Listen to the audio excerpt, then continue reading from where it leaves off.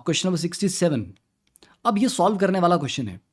Solve करने वाले question में इसका मैंने पहले से सॉल्व करके नहीं लाया, क्योंकि पहले से सॉल्व करके लाता तो आप बोलते सर फिर कोई बुक से देख लेते हम, तो इसमें डिफरेंस ही क्या रहता। तो सबसे पहले let us try to understand कि इस क्वेश्चन को पढ़ते ही दिमाग में डाउट क्या आता है या क्या चीज़ है जो आपको डिस्टर्ब करती है या परेशान करती है कि क्या करना है इसमें। पहली बात, स्पेसिफिक ग्रेविटी।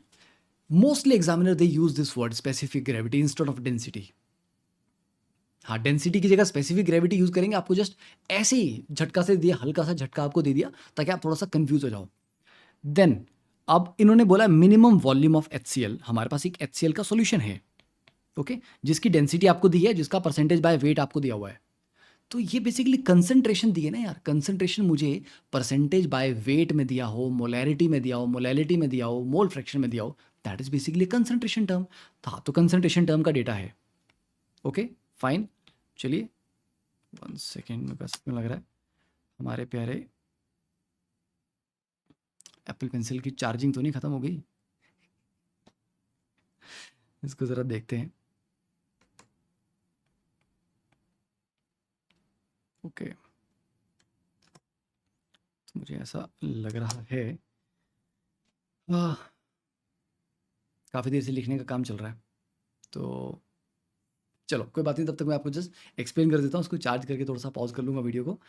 तो बेसिकली आपके पास कंसंट्रेशन दी रखी है HCl सॉल्यूशन की, राइट, एंड उसका कितना वॉल्यूम हमें चाहिए to produce 1.12 litre Cl2 at 180 mM and 273 kelvin by the following reaction. ठीक है, तो आपको रिएक्शन दिया MnO2 प्लस HCl। अब इसको बैलेंस कर लो। अब देखो, अगर आप इसको बैलेंस करोगे तो MnO2 plus 4HCl gives you MnCl2 plus 2H2O plus 1Cl2। मतलब 1 मोल Cl2 बनाने के लिए हमें कितनी रिक्वायरमेंट हो रही है? हमें 4 मोल HCl की यहाँ पे रिक्वायरमेंट हो रही है।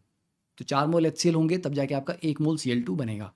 ठीक है, तो मुझे इतना पता है कि अगर 1.12 लीटर Cl2 है, वो भी 180 mO 273 केल्विन पे, मतलब STP पे, तो 11.2 लीटर कितना होता है? मतलब STP पे 1 mole of any gas is 22.4 litre. Okay, उसका आधा कर दो 11.2 हो जाएगा, उसका 1/10 कर दो तो 1.12 लीटर हो जाएगा। तो दिस इज एक्चुअली 0.05 मोल। तो यहाँ से ओरली सॉल्व हो गया। 0.05 मोल Cl2 प्रोड्यूस करनी है और 4 मोल HCl से 1 मोल Cl2 बन रहा है। तो मेरे को HCl कितने मोल चाहिए? 4 टाइम्स। चलो ठीक है, 0.05 मल्टीप्लाई बाय 4, राइट, 0.2 आ गया आपके पास। हाँ जी, 0.2 मोल चाहिए मुझे HCl के। अब वो 0.2 मोल कहाँ से चाहिए? ये जो सॉल्यूशन आपको दिया ना, मिनिमम वॉल्यूम ऑफ HCl, इस सॉल्यूशन से। तो मेरे पास डायरेक्टली नंबर ऑफ मोल हैं, और नंबर ऑफ मोल क्या होता है? Molarity into volume. तो अगर जो गिवन डेटा है परसेंटेज बाय वेट का और डेंसिटी का, उससे मैं मोलैरिटी निकाल लूँ, तो मल्टीप्लाई बाय वॉल्यूम करूँ, तो वो मोलैरिटी इंटू वॉल्यूम मेरे पास 0.2 आना चाहिए, क्योंकि नंबर ऑफ मोल मेरे पास 0.2 है। देखते हैं ये भाई साहब काम कर रही है, हाँ थोड़ी सी चार्ज हुई है। ठीक है, तो बेसिकली बैलेंस इक्वेशन यहाँ पे आपका MnO2 plus 4HCl gives you MnCl2 plus 2H2O plus Cl2, right. तो ये आपका 1.12 लीटर था, इसको डिवाइड बाय 22.4 किया, तो बेसिकली ये 0.05 मोल है। तो 1 मोल जनरेट करने के लिए 4 मोल HCl चाहिए होता है। तो ये जो मेरे पास HCl लगेगा यहाँ पे, रिक्वायर्ड इज कितना आ जाएगा? 4 times 0.05, that is 0.2 mole. And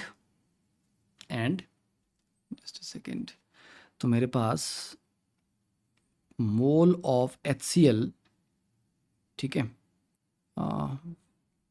from the given solution, जो हमारे पास गिवन सॉल्यूशन है उससे HCl के मोल हमारे पास कितने आने चाहिए? 0.2। तो ये जो नंबर ऑफ मोल है, इसको मोलैरिटी इंटू वॉल्यूम से मैं कर सकता हूँ। अब मोलैरिटी कैसे निकालनी है? मेरे को गिवन वेट दिया है। अब देखिए 3.5%, अब इसको भी ओरली कर सकते हैं वैसे काफ़ी हद तक, पर आप ऐसे समझिए 3.5% वेट बाय वेट का मतलब क्या होता है? इसका मतलब होता है 3.5 ग्राम HCl इन 3.5 है ना, सॉरी 3.65 है, अच्छा नॉट 3.5, 3.65। ये बहुत अच्छा डेटा देते हैं क्योंकि इसमें आपका कैलकुलेशन बच जाता है। तो इतने ग्राम HCl इन 100 ग्राम सॉल्यूशन। तो बेटा मोलैरिटी कैसे निकालूंगा मैं? Number of mole. अच्छा, गिवन वेट कितना है? 3.65, और इसका मोलर मास कितना होता है? 36.5। तो यहाँ के number of mole, yes, divide by volume. अब देखो मेरे पास मास दिया है सॉल्यूशन का, 100 ग्राम सॉल्यूशन है, वॉल्यूम में कन्वर्ट कैसे कैसे करूंगा उसको? Mass upon density. तो मास अगर मेरे पास 100 ग्राम है डिवाइड बाय डेंसिटी इज 1.2, तो ये मेरे पास मोलैरिटी आ जाएगी। आएगी कि नहीं आएगी? यस। बट यहाँ पर एक गड़बड़ कर दी है। एक गड़बड़ क्या कर दी है?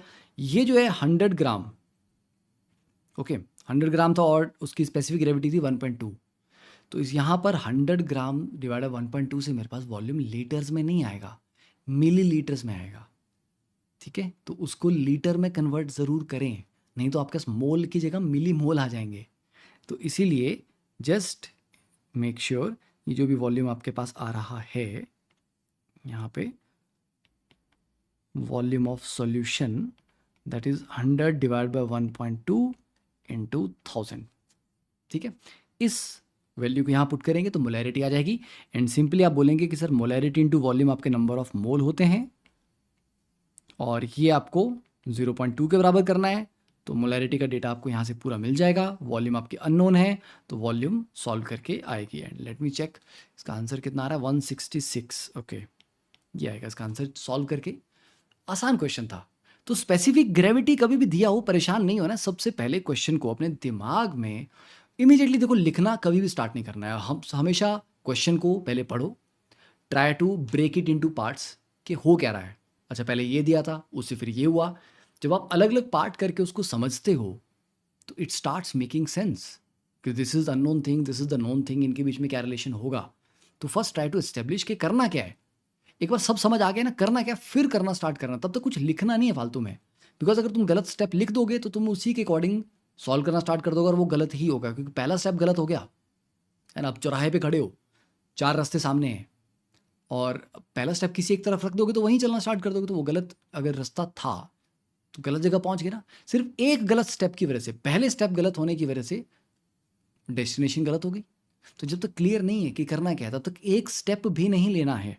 That is the most important part.